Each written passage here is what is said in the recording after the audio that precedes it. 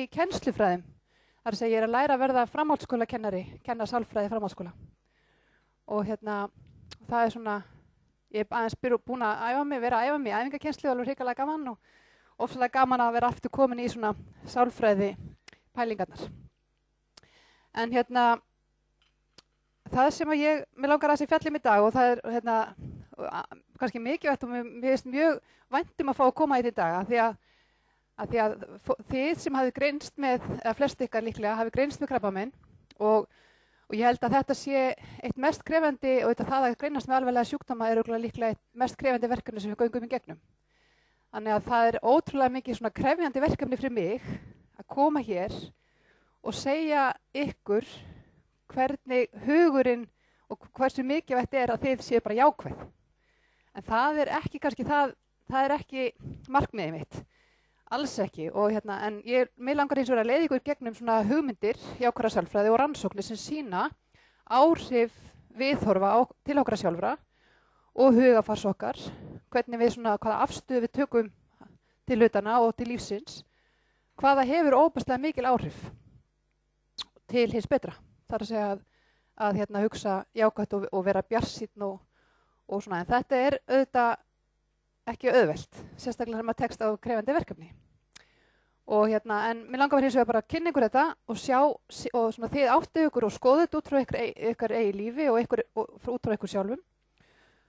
Og þannig að þetta er mjög vandasamt verk og ég vona að þó ég sé að tala það hvað jákvæðni skiptir miklu máli og hún sé bara eitthvað sem við þurfum virkilega að tengja og gera, þá ger ég mig líka grein fyrir því og við tölum sérstaklega það á eftir. Hvað það er mikilvægt líka að átta sig á erfiðum tilfinningum og erfiðum hugsunum og neikvæðum og að bæla þær ekki niður. Þetta er allt hluti af því að vera manneskja og upplifa það sem við erum að ganga í gegnum. Þannig að, skulum bara skoða þetta. En ég ætla aðeins að fjalla mig á jákvæða sálfræði fyrst. Þetta er svona það sem ég ætla að fjalla í dag. Og svo er það áhrif viðhorfa og hugafars á líðan og hvað þetta hefur mikil áhrif og það er svolítið það sem bókin mín fjallar Og svo ætla ég að fjalla hugtak sem er ofsalega stórt innan jákvæða sálfræði og heitir sjálfsvinsemd eða samkennd í eigin garð. Það er að segja viðhorf okkar til okkar sjálfra og hvernig við komum fram við okkur sjálf, hugsun til okkar, hvernig við tölum okkur við aðra og við okkur sjálf. Svona hugar, hvernig við hugsum einmitt og þannig að þetta sýnir ykkur svona aðeins hvað þessi sjálfsvinsemd skiptir alveg gríðarlega miklu máli og hefur svo sterka fylgni við heilsu og svona að bæta heilsu sína og ýmislegt. Þannig aðeins bara örstutt í jákvæða sálfræði. Þetta er auðvitað vísindaleg nálgun innan sálfræðinar sem að fæst við það svona hvað gerir lífið þess virði að lifa því og finna svona merkingu og tilgang og svona hvernig eins og ég sagði áðan, hvernig þetta hámarka getu einstaklinga, hvernig við getum náð út okkar besta lífi, hvernig við náum að blómstra í lífinu og þá erum við mikið að leggja áherslu á styrkleika og hvað við gerum best og hvað við erum best í og vinna svolítið út frá því. Og svo er það auðvitað fjalla mikið hamingjuna, lífsæðunana og hvernig við náum sem mestri vellíðan, bæði andlegri, líkamlegri og félagslegri. Og svo er það eins og ég ætla að fjalla sérstaklega núna, áhrif viðhorfa og hugafars á líðan. Og auðvitað fjallar jákvæða sálfræði miklu meira, þetta er bara rétt svona til að sýna aðeins svona hvað jákvæða sálfræði er í fjalli. En svo en hvað er það sem hefur áhrif á líðan okkar og hamingju? Og það er kannski aðeins gott að staldra við þetta því að þegar við erum að velta fyrir okkur svona hvað er samspilið, þá er þetta samspil erða, umhverfis og hugafars. Og hver eru hlutföllin? Almennt er talið í dag að erðir stjórna það bil 50% af líðan okkar. Það er að segja skapgjörð okkar, persónuleiki, stjórnar 50% af því hvernig okkur líður, það er að segja hamingju okkar. Hins vegar hafa fleiri og fleiri rannsóknir verið að sýna það að það er hægt að breyta þessu. Það er að segja það verða til breytingar á taugafrumum og taugatengingum með breyttri hugsun og með því að tilenga sér svona aukna jákvæðni, aukna bjartsýni og svona hugsun sem manni meira í vil, þá getur maður breytt taugatengingu sínum og heila starfseminni. Og þetta auðvitað mjög áhugaverðar rannsóknir sem að sýna þetta og að tala þennan taugabreytileika. Og þá það verið að meina það að erfðir okkar eða DNA okkar sé ekki bara einhver föst stærð sem við getum ekki breytt. En allavega, þannig að þetta er 50%. Svo talið að umhverfið hafi svona 10% áhrif og það eru flestir sem að halda kannski að umhverfið okkar hafi stærri áhrif. Að umhverfið sé að aðstæður okkar og tækifæri og hafi meiri áhrif en bara 10% á hvernig okkur líður. Við höldum til að þegar ég er búið með þetta eða þegar ég hef gert þetta eða þegar að börni fara heiman eða þegar að ég næ þessu eða þegar, alltaf þetta. Við erum alltaf í framtíðinni. Þá verðum við miklu hamingjusamari, þá líður okkur betur.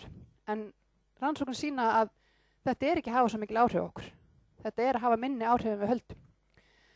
Hins vegar eru viðhorf okkar, hugafar og tilfinningar, þær eru taldar hafa 40% áhrif. Það er að segja að við stjórnumst svo rosalega mikið að því hvert svona grunnviðhorf okkar er til, hverja afstaða okkar er til lífsins og hlutana og svona hugafar dagstaglega og svona, og þessi okkar áhrif, sjáum við það hvað, þetta er 40% og við skulum ekki gleyma því að getum við haft ykkur áhrif, það er að segja breytt okkar taugafrumum og taugatengingum. Þannig að áhrifin okkar eru líka gæta hér og 40%, þannig að þetta er ótrúlega mikil áhrif sem við sjálf getum haft á líðan okkar. Og það er kannski fyrsta skrifið því átt að sjá því svona að auka svona meðvindina sína á þessu, átt að sjá þessu. Þetta er svona bara hef ég virkilega svona mikil áhrif. Það er ekki allir sem gerir sig grein fyrir því og mér fannst þetta tölu vera mjög áhugaverður þegar ég sá þær fyrst. En svo það er þetta í þessu hugafarspælingum þá verðum við að tala jákvæðni og jákvæðni þegar í svona fræðilegu samhengi þá verið að tala jákvæða tilfinningar og jákvæða hugsun. Og þannig að það er ekki bara það að efla með sér jákvæða hugsun, heldur verða þetta að fylgja því einhverja svona merking fyrir okkur. Það verður að fylgja því einhver merking. Það er að segja einhverja tilfinningar. Og það er mjög mikilvægt að taka fram að þetta snýst alls ekki að upplifa svona innihaldslausa ánægju, vera alltaf brosandi og glaður alla daga. Það er ekki að efla eða bæta líðan okkar. Það að ætla sér bara, nú ætla ég bara að taka á þessu og vera rosalega glöð og kátur og bara keyra þetta í gegn. Og bara, þetta er bara, og þá er maður svolítið að bæja frá og ýta frá þessum neikvæðu tilfinningu sem maður er að upplifa. En það er hins vegar bara lögð áherslu á að vera meðvitaður þær segja þessar neikvæðu. En hins vegar að með því að efla með sér sannar jákvæða tilfinningar að það er virkilega það sem hefur áhrif á líðan. Og þetta er ekki spurning að vera Pollyanna. Pollyanna sé góð til síns brúks að þá er hún ekki það sem við viljum. Það er að segja bara keyra þetta áfram að jákvæðni og vera alltaf, þó hún hafi sjálfsögðu líka talað mikið bara, eða svona séð að jákvæða í hlutunum og það er þetta mjög gott. En þá verður þetta að hafa merkingu fyrir okkur og það verður að tengjast okkur og skipta okkur máli. Ok, svo ætlum ég bara að fara svona létt í svona áhrif jákvæðni og hvað rannsóknir sýna að jákvæðni hefur áhrif á líf okkar. Og þá meina ég jákvæða tilfinningar og hugsanir, þá verðum við að muna það að þetta er það bæði. Og það sem gerist er að þetta opnar huga okkar og þetta víkkar sjóndeildarhringinn. Það er að segja að þegar við hugsum jákvætt að þá opnar fyrir, þetta er bara svona vísindalega staðfest, þá opnar fyrir ákveðna heilastöðar í okkur sem að hafa með ánægju að gera. Ánægju og jákvæðni og gleði. Og við verðum svona samahátt kannski og neikvæðni getur loka fyrir ákveðna heilastöðar. Og mikil reiði og svona stöðugur ótti, hræðsla, hann getur nefnilega að loka fyrir ákveðna heilastöður og bara við sjáum ekki út og hættum að sjá í lausnum og sjá svona tækifærin eða möguleikana. og og þannig eykur jákvæðni virkni okkar og framkvæmdavilja með því að opna hugan og við sjáum miklu fleiri tækifæri aukum sveigjanleika okkar og sköpun, lausnamiðaða hugsun og aukum þrautseigju og það einmitt þrautseigja hefur þetta eitthvað með til lengri tíma að gera. Eitthvað sem að eitthvað sem að sem tekur lengri tíma að gera, við höldum áfram þrátt fyrir mótlæti og sýnum alltaf vonandi sama hugafarið að leggja áherslu á það jákvæða sem er að gerast og þannig eflum við með okkur þessu þrautseigju og jákvæðni gerir það, eykur þrautseigju. En og það einmitt það sem ég ætla að sýna ykkur eftir, svolítið merkilegt að hvað jákvæða tilfinningar hafa svona með ég ætla ekki að segja það, ég er alveg komin út fyrir, ok, tölum það eftir. Allavega, svo það jákvæðni að það ekki bara góð tilfinning, það ekki bara það að láta okkur líða vel. Og þetta góð tilfinning að upplifa gleði og ánægju og vera jákvæður, það svona einhvern veginn eins og maður bústar sér svolítið. Það ekki bara það, heldur breytir það einmitt hvernig hugurinn starfar og eins og ég var að tala áðan, að svona breytingar breytir taugafrumum okkur, taugatengingum. Og þannig getur maður til lengri tíma, það kannski erfitt einmitt að breyta, fyrst til að byrja með, ef maður að upplifa mikla neikvæða tilfinningar og reiði og hræðslu og ótta en nær að efla með sér þessa jákvæðu tilfinningar og jákvæðni, að þá nær maður einmitt að breyta þessum taugatengingum og það leiðandi verður það miklu auðveldara til lengri tíma litið. Það er erfitt til að byrja með, en verður þetta auðveldara þegar við erum búin að breyta, þegar hugurinn okkar er fann að starfa öðruvísi. Þá er það auðveldara fyrir okkur. Og þið sjáu til dæmis að við vorum að tala um erðir áðan, að sumum er svolítið bara eðlislegt að vera jákvæðir og sumum er það eðlislægar en öðrum. Og sumir þurfa að hafa svolítið fyrir því. Ok, nú þarf ég eitthvað að gera, ég þarf að gera eitthvað meira en Sigga eða Gummi. Af því að ég greinilega hef ekki þetta skap sem er svona létt og kátt og sér alltaf jákvæðu punktana við allt. Þannig að þá þarf maður svolítið að leggja sig fram. En þannig að við okkur er þetta mismunandi gefið sko. En þetta er, og eins og segja að rannsóknir hafa einmitt sýnt líka og mjög mikið að við getum öll lært þetta við höfum öll hæfni til þess að auka með okkur þessa jákvæðni. En og einmitt hjálpar til að takast á erfiðleika og það er kannski segir sér svolítið sjálft með það sem ég er búin að tala um, segi ég. Og svo langar mér að segja ykkur aðeins frá rannsókn sem að sýnir hvernig það getur afturkallað áhrif neikvæðra tilfinninga og við vitum öll að áhrif neikvæðra tilfinninga eins og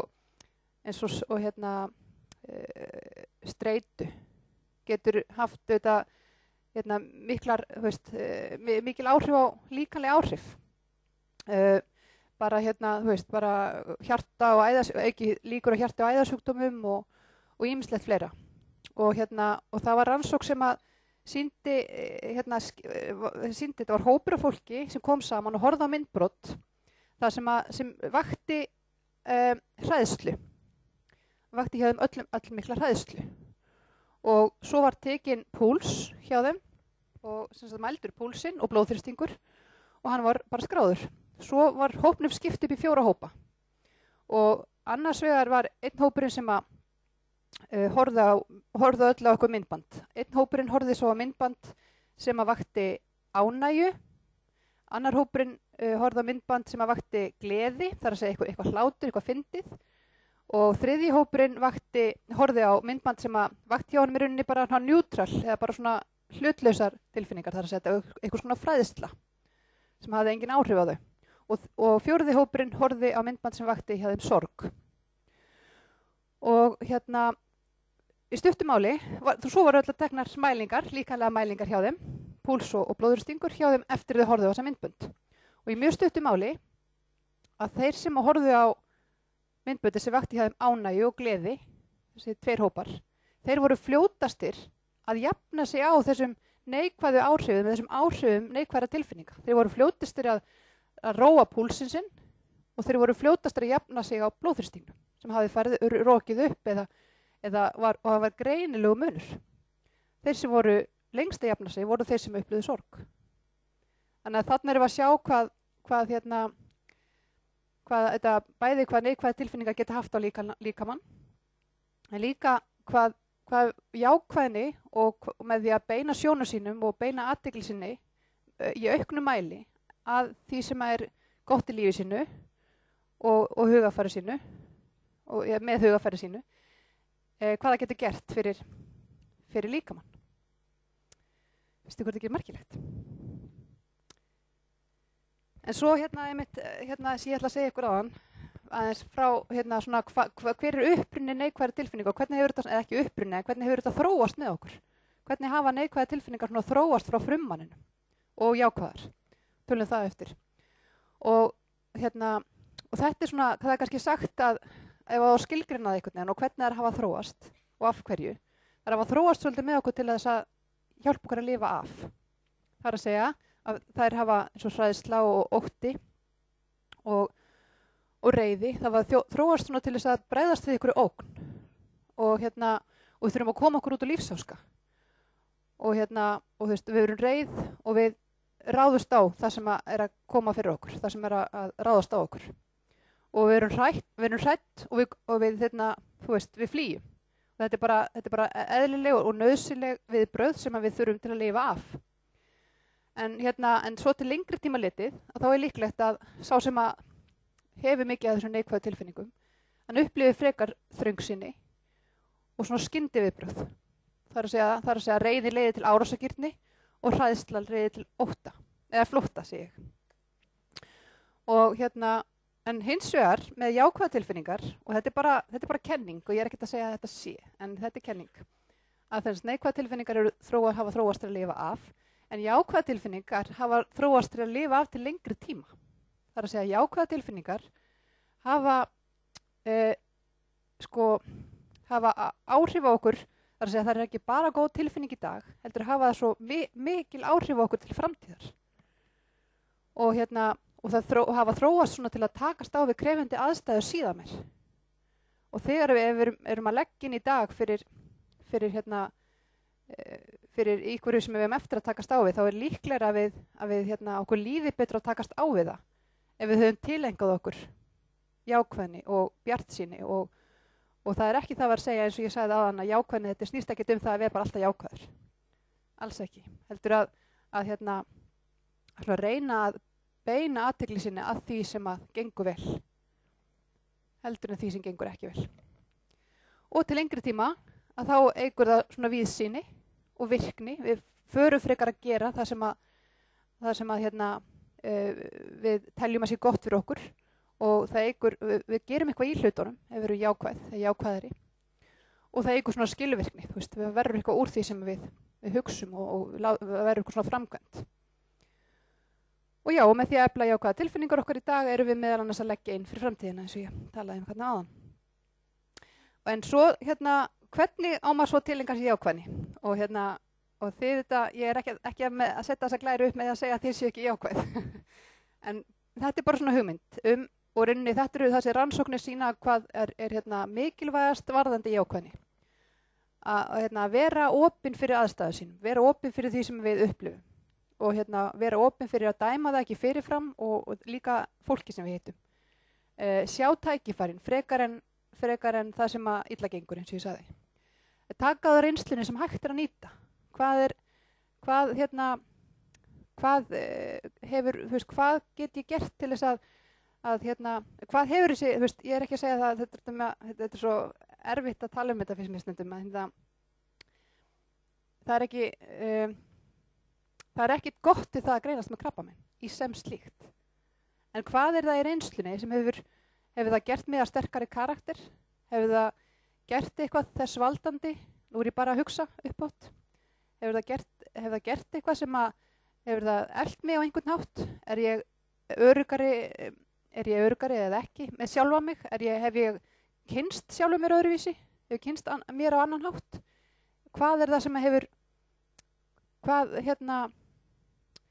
er það í reynslunni sem hefur gert mig einhvern veginn betri? Og bara það að velta þessu fyrir sér er mjög mikilvægt, held ég, að reyna að bæja hugan, eða reyna að fá hugan til að fara þangað fyrir einhvern annað.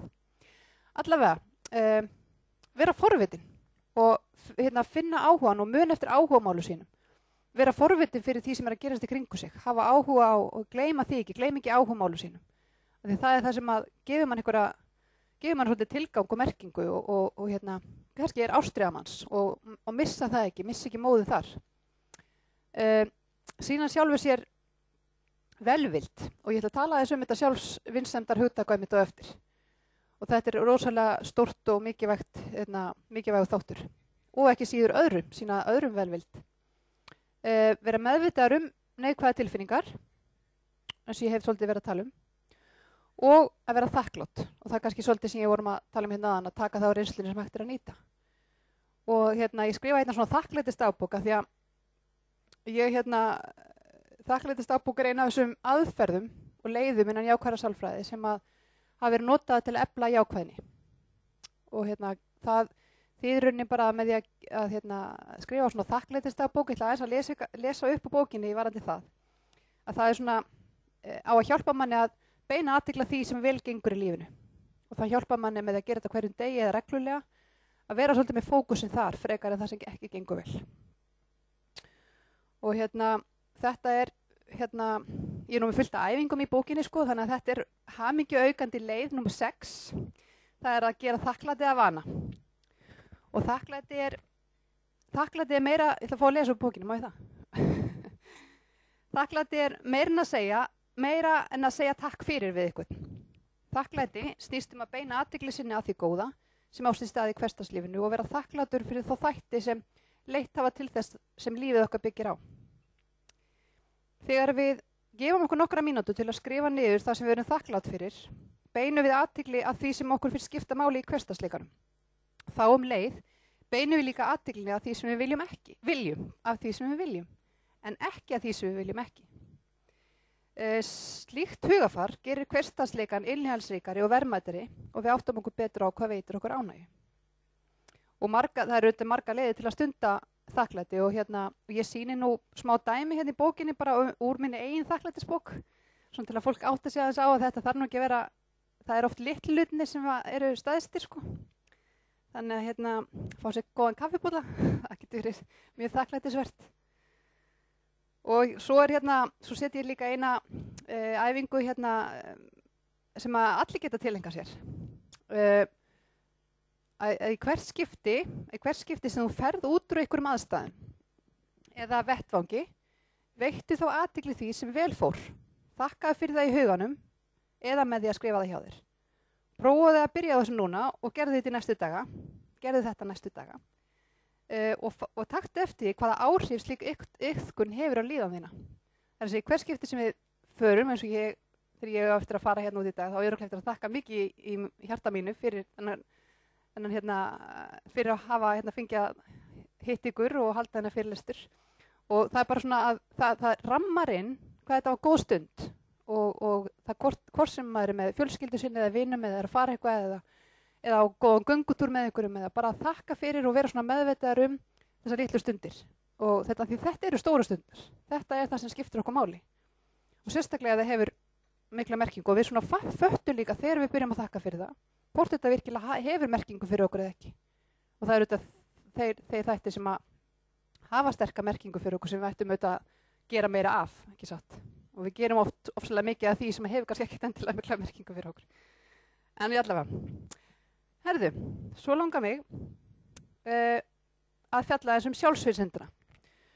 Og hvað er klukkan annars? Er ég að tala allt mikið? Nei, ok, flott. Sjálfsvísindina og hún byggist á þessum 3 þáttum. Og í bókinni tala ég sjálfsvísind eða samkennd í eigin garð. Þetta er þýðing á orðinu self-compassion. Og hún byggist á þessu velvild í eigin garð, mannúð og núvitund. Og ég ætla aðeins að lesa upp í bókinni sem að útskýrir þetta nánar. Smá inngangur. Það er stundum sagt að það skipti ekki máli hvað okkur finnst okkur sjálf. Við höfum alltaf rétt fyrir okkur. Það sem við segjum okkur sjálf er okkar sannleikur. Og þessi sannleikur, það er reyndar sannleikur. En þessi sannleikur hefur meiri áhrif á eigin líðan en flestir gera sig grein fyrir. Ef við höfum ekki trú á að við getum það sem okkur langar til að gera, eru töluvert minni líkur að draumar okkar rætist og þveröfugt á við ef trúin fyrir hendi. Viðhorf gagnvart okkur sjálfum getur því skipt sköpum fyrir hamingju og heilsu. Og hugtakið samanstendur á þessum 3 þáttum hérna og þeir eru velvild í eigin garð sem megin þema hugmyndarinnar, mannúð sem að snýst að leyfa sjálfur sér að vera mannlegur án þess að firra sig ábyrgð og núvitund sem byggist á að vera með sjálfskátt á líðandi stundu eða gjörhyggli, það hefur kannski heyrt núvitund mindfulness, þetta hugleiðslu aðferð, mjög þekkt hugleiðslu aðferð, þið kannski þekkið þetta vel, já, nákvæmlega. Við ætla aðeins að fjalla nánar hvað verið að meina með velvild í eigin garð. Og snýst að sýna sjálfur sér þolinmæði, hvatning og skilning þegar maður upplifir mótlæti eða tekst á við erfiðar breytingar á sama hátt maður myndi sýna sínum besta vini eða maka eða einhverjum sem maður þykir vænt Þessi góði vinur, þegar góður vinur eða ástvinur gengur í gegnum erfiða tíma eða breytingar, sýnum við honum skilning og velvild og bjóðum fram hjálp okkar án þess að dæma, ekki satt. Við vorkinnum honum ekki eða gerum lítið úr tilfinningum hans, heldur bjóðum fram stuðning. Velvildin gagnvart sjálfum sér byggist líka á að gera sig grein fyrir að erfiðleikar og mótlæti eru óumflýjanleg. Og þegar við berjumst gegn þessum raunveruleika, aukum við streitu, pirring og sjálfsgagnrýni hjá okkur sjálfum sem sjaldan hefur góð áhrif. Þegar við hins vegar sættum okkur við mistök og tilfinningarlega erfiðleika sem hluta lífinu og það hluti að þessu velvild í eigin garð. Og dæmum ekki harkalega, upplifum við frekar aukna velvild í eigin garð og meira tilfinningarlegt jafnvægi. Og mannúð felst í því að vera manneskja. Eða felst í því að vera manneskja sem dauðleg, berskjölduð og ófullkomin. Og vita að þjáningar og ófullkomleiki einstaklingsins sammannleg reynsla sem ekki hægt að koma í veg fyrir og kemur ekki bara fyrir hjá honum einum. Mannúð byggist líka á að gera sig grein fyrir að við erum undir áhrifum svo ótal margra utanaðkomandi þátta sem hafa áhrif á okkur persónulega og aðstæður án þess að við getum stjórnað því. Mannúðin snýst að vita að við veljum til dæmis ekki að glíma við fíknir, félagsfælni eða ódröskun eða krabbamein. Og hún snýst líka að dæma það ekki og nota það ekki sem afsökun heldur að taka ábyrgð á lífi sínu með uppbyggjandi hætti. Og þá það núvitundin.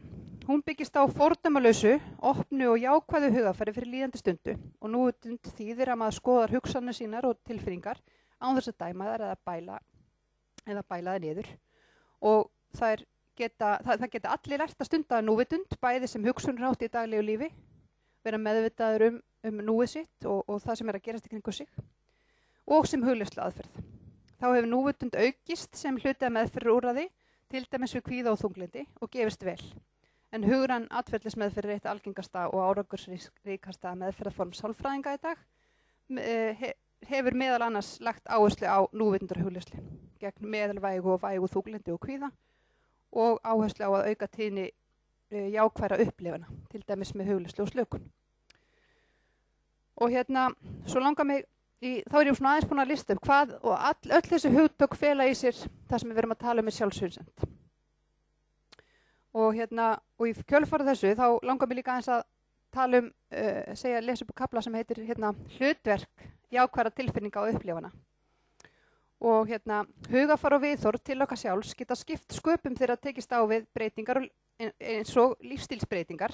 Þá er ég að því að ég að fjalla svo mikið heilsu að þá tekið þetta sem dæmi. En hluta því að upplifa samkennd í eigin garð eða sjálfsvinsemd að vita að öllum mun á einhvern tímapunkti mistakast og að hugmyndum okkar verður einhvern tíman ekki vel tekið og að allir missa af einhverjum tækifærum, líka þeir hamingjusömu og þeir sem búa við velgengni í lífinu.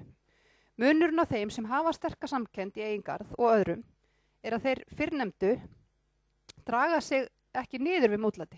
Þeir upplifa neikvæðar tilfinningar sínar án þess að fordæma þær og sjálfan sig. Það láta þær ekki ná tökum á sér, heldur sleppa takin á þeim og nýta það úr reynslunni sem gagnast þeim til aukina veljunar og velgengni. Viðhorf þeirra til sjálfsín uppbyggilegt og það sem enginn hamingjusama eða þeir sem að nota samkennd eða sem eru öflugir, hafa öfluga sjálfsvinsemd, afsakið, eru að þeir vilja sjálfu sér jafnvel og bestu vinum sínum og ástunum. Og þetta, já, ok. Og auðvitað þurfum við öll tíma og rúm til að átta okkur á aðstæðum þegar áföll dynja yfir. Það sannarlega mikilvægur hluti af slíku ferli. En ef við lærum að temja okkur sjálfskvatningu og samkennd til okkar sjálfra, gerum við sjálfum okkur mikinn greiða og komumst auðveldar í gegnum erfiðleikana. Og þetta var svona grunnurinn af því sem þetta gengur út á. Og maður þekkir þetta öll, sko, það er æfing í bókinni sem að einmitt er svona til að æfa okkur á þessu og æfingin svona í stuttumáli fjallar það að við setjum upp hvernig við myndum bregðast við ef að vinur okkar eða einhver myndi lenda í áfalli. Hvernig myndum við bregðast við honum, hvað myndum við gera, hvað myndum við segja og hvernig myndum við segja það.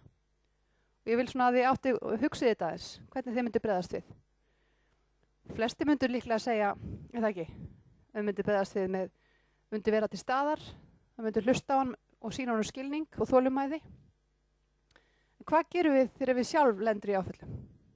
Förum við í sjálfsgagnrýnina og sjálfsásakanirnar eða byggjum við á sterkri sjálfsvinsemd? Þetta er svona hugleiðing sem að gott er aðeins að velta fyrir sér. Og hvort við sýnum sjálfum okkur jafn mikla vinsemd og öðrum. Já, þá bara förum við aðeins meira og aðeins í rannsóknir á áhrifum sjálfsvinsemdar. Og þá er það kannski helst að fjalla og fyrst kannski tala ég bara svona aðeins áhrif þess á heilsu almennt og svona lífsánægju og vellíðan. Og það eru almennt jákvæð tengsl við sjálfsvinsemd og svona heilsu vitund og þörf fólks eða áhuga til þess að forðast óheilbrigði. En að því meiri sjálfsvinsemd og því meiri svona meðvitund hefur eða vitund gagnvart sinni heilsu og svona einmitt og líklega til að leita læknisaðstoðar fyrir þegar einkenni gera vart við sig ef maður hefur sterka sjálfsvinsemd. Svo hefur það líka mikla áhrif á hreyfingu og það er að segja að fara að hreyfa sig og hafa það sem daglega eða reglulega hluta lífinu.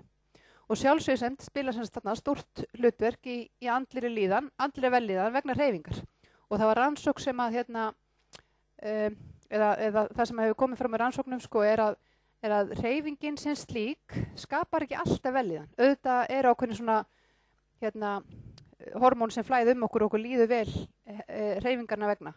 En því meiri en það er samt ekki alltaf þannig. Þannig að ef við horfum til þess að mannesku sem að fer að bara hreyfa sig, bara til þess fyrir útlitið, hún vil bara hreyfa sig til að grennast eða og veita og leggur mikla áherslu á það, en ekki til að hreyfa sig hreyfingarna vegna og heilsunna vegna. Og nær svo engum árangri, grennst ekki neitt og allt er bara ómögulegt og hún er ekki að fara réttum forsendum og hún hugsar ekki hreyfingun út frá réttum forsendum. En sá sem að með mikla sjálfsvinsemd, hann horfir á en hann fer aftur vegna þess að hann veit að hreyfingin er góð fyrir sig. Hann veit að hreyfingin er góð fyrir heilsuna og mikilvæg heilsunni, hvort sem hún sé að skila okkur árangri strax eða ekki. Þannig að þetta er þið ekki öll með sterka sjálfsvinsemd? Aldrei það ekki? Mætti hún kannski eflast? Spurning. Það má alltaf bæta.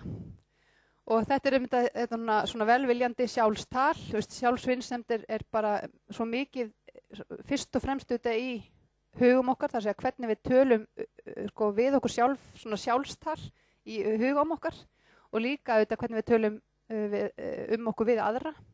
Ég er svo ómöguleg, ég er alltaf að gera þetta, ég er mér alltaf að mistakast og er það við verum að passa okkur, hvernig við tölum okkur líka og það hefur svo mikil áhrif á okkur sjálf, hvernig við upplifum okkur. Og svo er það bara almennt jákvæð áhrif sjálfsvinsemdar á heilsu upplifun okkar og svona á heilsu eflandi hegðun eins og hreyfingu. Og þetta er svona kannski svona niðurstaðan. En svo er það rannsókn sem ég skoðaði varðandi áhrif sjálfsvinsemdar á einstaklinga með krabbamein. og þar sem að kvíði og þunglyndi er oft fylgifiskar krabbameins, að þá fólst sko rannsókn í að skoða hvort sjálfsvíðsemd og sjálfsgagnrýni sem að oft er hluti af kvíða og þunglyndi gæti spáð fyrir ýmsar geðraskanir, streitu og lífsgæði. Þetta var svona stór rannsókn, fjallaði ýmislegt. Hérna sjáu þið hvernig hóparnir voru. Þetta var sem sagt handahófskennt úrtak og endaði svona 63 einstaklingar með krabbamein, 68 einstaklingar með langvarandi sjúkdóma og 71 heilbrigðir einstaklingar. Og í grófum dráttum voru niðurstöðurnar þær að sterk jákvæð tengsl er á milli lítillar sjálfsvíðsemdar annars vegar og aukins þunglyndis og streitueinkina og lægri lífsgæða hins vegar hjá sjúklingahópunum þessum tveimur hérna. Hjá heilbrigðum einstaklingur voru þessi jákvæðu tengsl, þau voru til staðar en þau voru hins vegar veikari. Þannig að þarna skiptir ennþá meira máli hjá þeim sem eru að takast á við krefandi verkefni. Hjá sjúklingum með langvarandi sjúkdóma komi ljós, þá var þessi hérna hópur, komi ljós að sjálfsgagnrýni hafði besta forspárgildið á þunglyndis og streitu einkenni. Þannig að því meiri sjálfsgagnrýni, því meiri þunglyndi og streitu einkenni. Þetta segir sér sjálft en það er mjög mikilvægt að átta sig á þessu, hvað þetta er að gera fyrir okkur. Hvað hugurinn er ótrúlega öflugur í að skapa sjúkdóma eða skapa aukin veikindi. Og svo koma ljósa krabbameinssjúklingar sem að hugsuðu vinsamlega og hlýtt til sjálfsín, áttu síður við þunglyndis og streitu einkenni að stríða og upplifði betri lífsgæði en þeir sem ekki sýndu mikla sjálfsvinsemd. Þannig að já, þetta er merkileg rannsókn og rannsóknir. En svo er hérna sjálfsvinsemd er hérna stór hluti af þessari mindfulness, hérna svona ég myndi að segja byltingu. Nú er allir að stunda mindfulness, finnst mér, ég kannski er inn í alveg instakoppi en hérna var með þess að klára 8 vikna mindfulness námskeið, þannig að ég er alveg bara hérna uppnuminn. En þetta er ekki til alveg fullt af svona þjálfunaraðferðum og svona kannski þetta kallar meðferðir eða hópþjálfanir í að efla með sér sjálfsvinsemd. Og þetta er nú sannarlega notað á Íslandi, Mindfulness-Based Cognitive Therapy. Og þeir sem fara í gegnum hérna, hugræn atferðlismeðferð er, hérna, eins og ég sagði áðan, ein hérna, árangursríkasta meðferð sem að sálfræðingar noti í dag og er mjög mikið notuð. Og inn í henni hérna, það er alltaf verið að hérna, auka áherslu, eða hefur verið að auka áherslu á núvitund innan þessara meðferðarleiða. Og það er þessi, hérna, og þar innan með núvitundar er þetta þessi mjög stór þáttur, þessi sjálfsvinsemd. Og hérna hluti af hugleiðslunni og ýmislegt. Svo er það þetta, þessi kona hérna, ef þið hefði áhuga að kanna þetta og skoða þetta eitthvað frekar, rannsóknir, þá er þetta svo fræðimaður sem hefur mest rannsakað, Dr. Kristín F. Hún hefur mest rannsakað sjálfsvinsemd, 100 rannsóknir eftir hennar. Og hún bjóti þessa þjálfun sem heitir hérna, var sérstaklega þróað fyrir heilbrigðiseinstaklinga til að bæta líf sitt, Mindfulness, Self-Compassion, og svo er það þessar tveir hérna sem eru þróað fyrir sjálfsgagnrýna og sjálfsásakandi einstaklinga. Og hérna til dæmis þá sem eru kvinir eða með þunglyndi eða. Og þessi rannsókn hérna var rannsókn á einstaklingum með þunglyndi og þessi þjálfun sem að hérna, ég kannski fer ekkert nákvæmlega í, þannig hún bara byggir sérstaklega á því að efla sjálfsvinsemd með ýmsum hætti.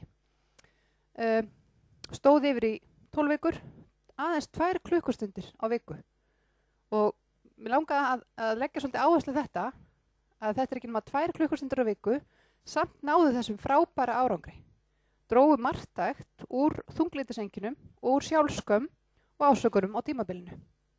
Þannig að það var marktæk áhrif á þessum 12 vikum og það sýnir okkur það að við þurfum ekki að gjörbylta líf okkar til að gera eitthvað. Þetta eru litlu skrefin og gera það oft og lítið og vera svona bara meðvitaður þetta frá degi til dags hvað viðhorf okkar og hugafar að hafa ofsalega mikil áhrif á hvernig við bregðumst við umhverju okkar og hvernig okkur líður frá degi til dags. Og þessi rannsókn undirstrikar það sannarlega að það þarf ekki mikið til. Það þarf bara að leggja sitt að mörkum, leggja lítið til en þó reglulega. Og já. Og svo langar mér bara ef þið viljið kanna sérstaklega þá þetta heimasíða sem að og það er alveg frábær heimasíða og það eru fullt af viðtölum við þessa konu, Dr. Kristín F. selfcompassion.org og þið getið séð myndbönd þarna sem eru viðtöl við hana og þetta er svona upplýsingar sem að hvað er sjálfsvinsemd, út á hvað gengur það, hvernig við getum elt það hjá okkur og þetta er svona mjög aðgengileg og þægileg heimasíða. Ótrúlega gaman að skoða hana og myndböndin og sjá hana tala og svona. Þannig að endilega kíkja á þetta hugtak, þessa heimasíðu segi ég. Og þannig að þetta var nú svona bara það helsta sem ég ætlaði að segja ykkur. Já, self-compassion, munið eftir bandstrikinu. Fyrirgefðu.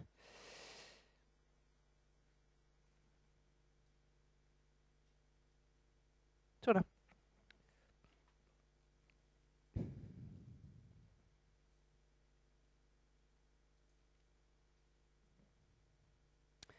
En hvað segið þið? Er þetta gagnast ykkur eitthvað? Hafið láta minna sjá? Er það ekki? Já, nákvæmlega. Já. Takk. Já. Já.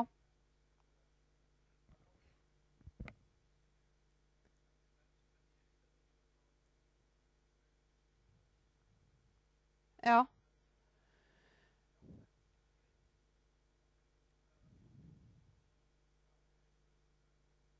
Já, hvort það geti, já. Já, sko, ég hef alveg skoðað þetta en ég get ekki svona bara pinpointað á eitthvað sérstakt, sko. Það eru, ég skoðað, það er fjallað um þetta í bókinu minna þess áhrif jákvæðni fyrir HIV smitaða og minni mig krabbamein líka.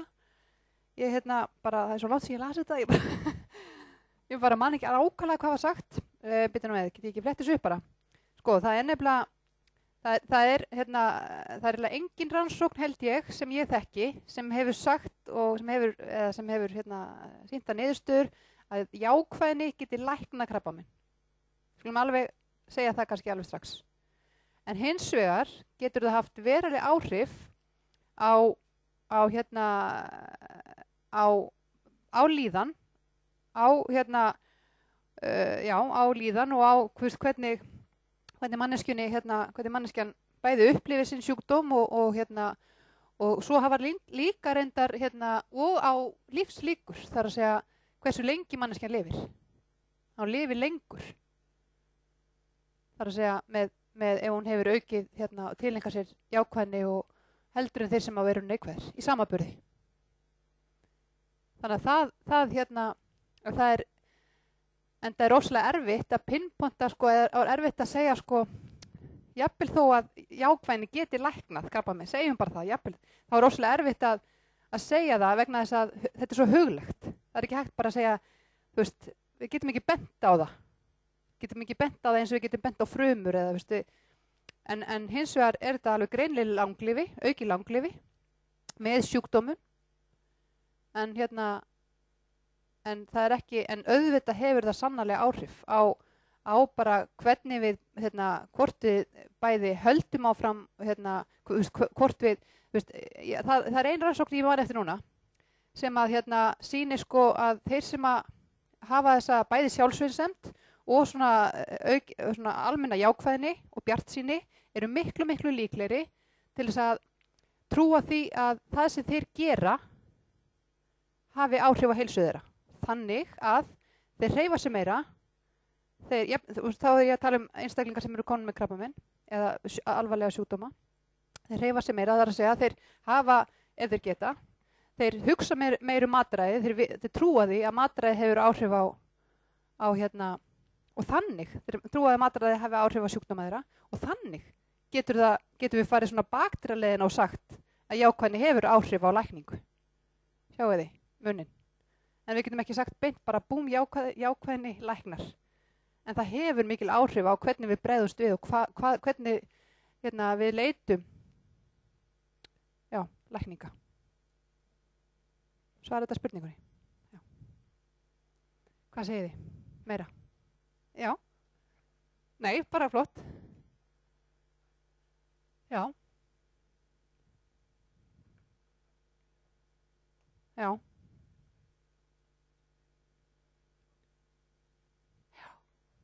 Já. Akkurat. Já. Sannarlega. Algjörlega. Ég vil...